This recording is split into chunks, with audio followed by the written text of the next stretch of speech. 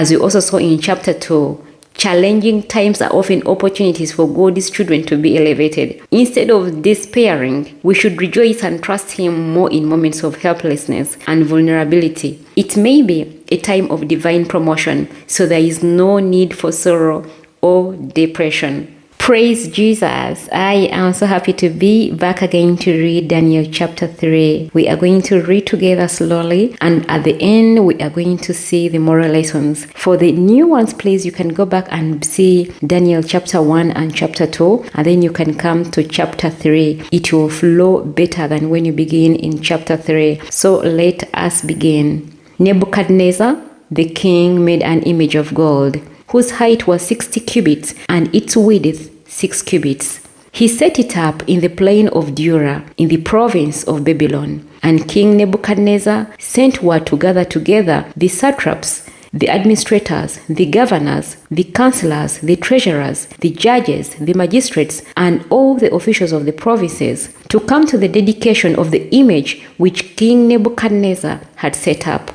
So the satraps, the administrators, the governors, the counselors, the treasurers, the judges, the magistrates, and all the officials of the provinces gathered together for the dedication of the image that King Nebuchadnezzar had set up. And they stood before the image that Nebuchadnezzar had set up. Then a herald cried out, "To you it is commanded, O peoples, nations and languages, that at the time you hear the sound of the horn, flute, harp, lyre, and psaltery, in symphony with all kinds of music, you shall fall down and worship the gold image that King Nebuchadnezzar has set up. And whoever does not fall down and worship shall be cast immediately into the midst of a burning fiery furnace." So at that time, when all the people heard the sound of the horn, flute, harp, and lyre, in symphony with all kinds of music, all the people, nations, and languages fell down and worshipped the gold image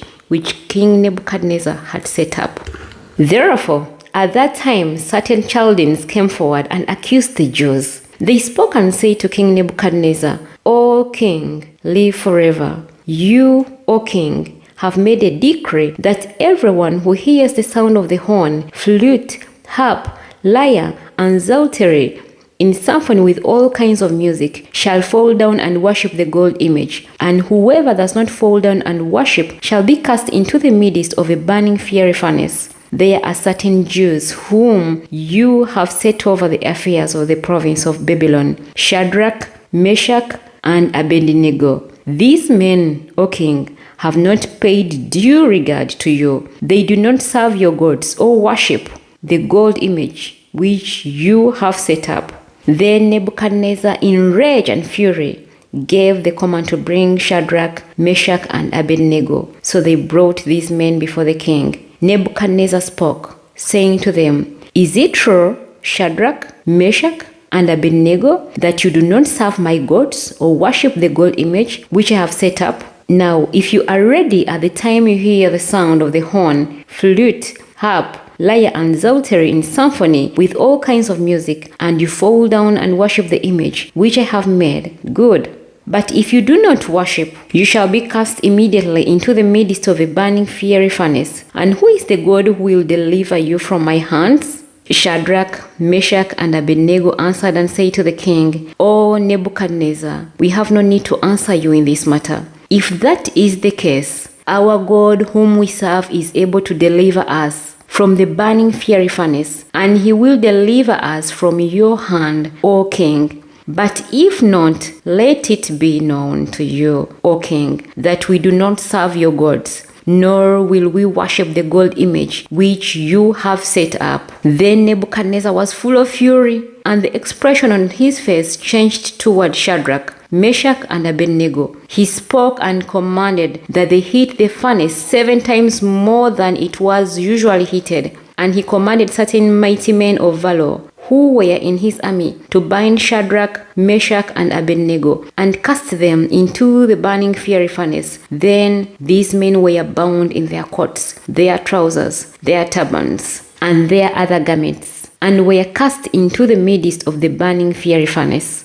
Therefore, because the king's command was urgent, and the furnace exceedingly hot, The flame of the fire killed those men who took up Shadrach, Meshach, and Abednego. And these 3 men, Shadrach, Meshach, and Abednego, fell down bound into the midst of the burning fiery furnace. Then Nebuchadnezzar was astonished, and he rose in haste and spoke, saying to his counselors, Did we not cast 3 men bound in the midst of the fire? They answered and said to the king, True, O king. Look, he answered, I see 4 men loose walking in the midst of the fire, and they are not hurt, and the form of the 4th is like the Son of God.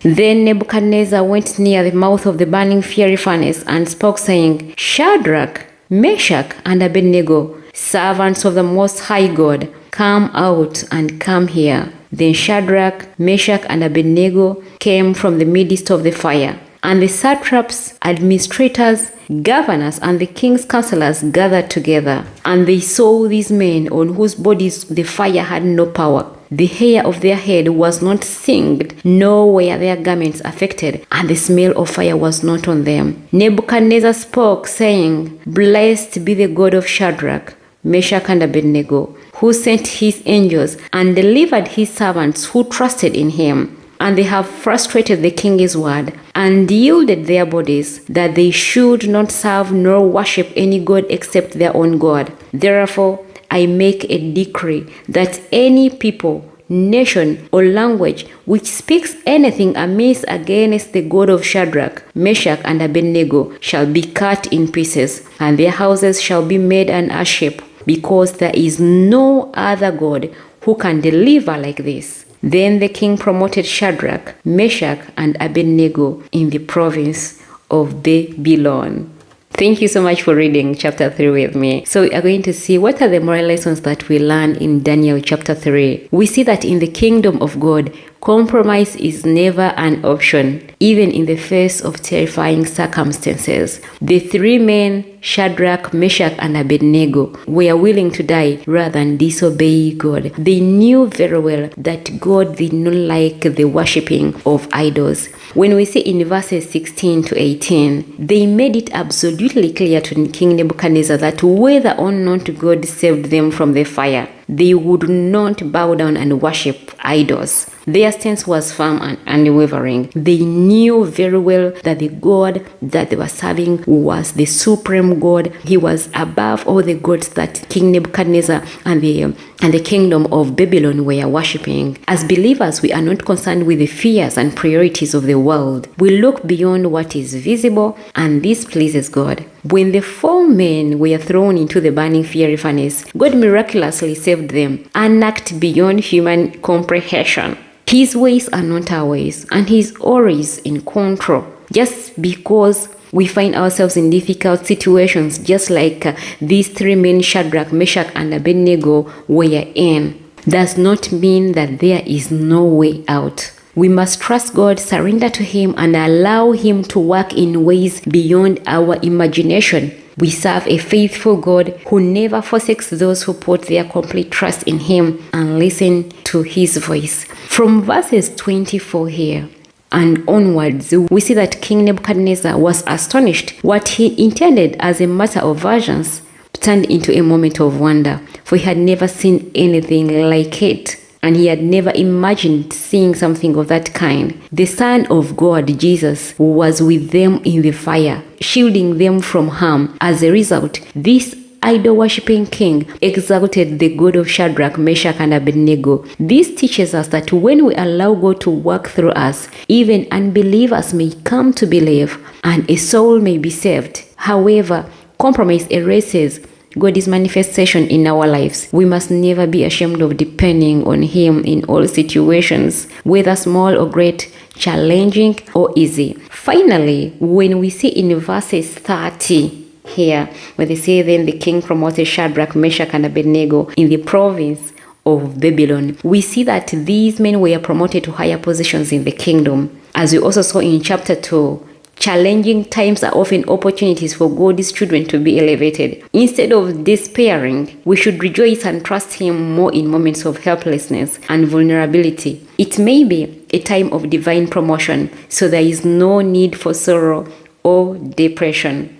So we are going to conclude with what King Nebuchadnezzar declared in verses 28 and 29. He said, "Blessed be the God of Shadrach, Meshach, and Abednego, who sent his angel and delivered his servants who trusted in him, and they have frustrated the king's word and yielded their bodies, that they should not serve nor worship any god except their own God. Therefore, I make a decree that any people, nation, or language which speaks anything amiss against the God of Shadrach, Meshach, and Abednego shall be cut in pieces, and their houses shall be made an ash heap, because there is no other God who can deliver like this." May God bless you. See you next time.